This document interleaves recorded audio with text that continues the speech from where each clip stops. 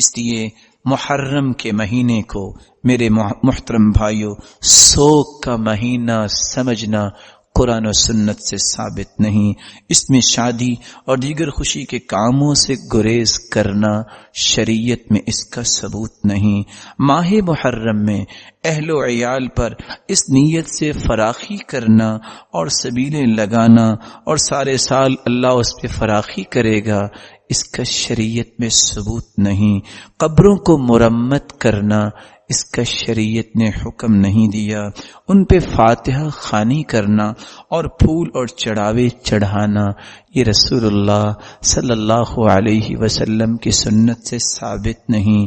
عاشورے کے دن نہ جانے بھول کر یا کیسے تعزیے نکالنا اور ان کی تعظیم کرنا اور کھانے پکا پکا کے تقسیم کرنا شریعت میں اس کا ثبوت نہیں.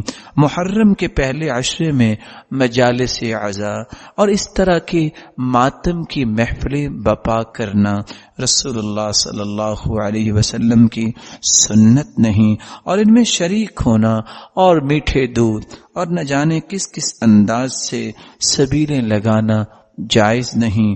بطور سوگ سیاہ لباس زیب تن کرنا اور بچوں کو سیدنا حسین رضی اللہ تعالی عنہ کا فقیر کہنا اور ان کو فقیر بنا کے سبز لباس پہنانا اور اسی طرح ذوالجناح گھوڑے کو متبرک سمجھنا، چومنا، خود اور بچوں کو اس کے نیچے سے گزارنا کہ قسمت اچھی ہو جائے گی اور ثواب کی نیت سے ایسے اعمال کرنا میرے معزز میرے محترم بھائیوں کسی حدیث سے ثابت نہیں، نہ یہ قرآن کا حکم ہے.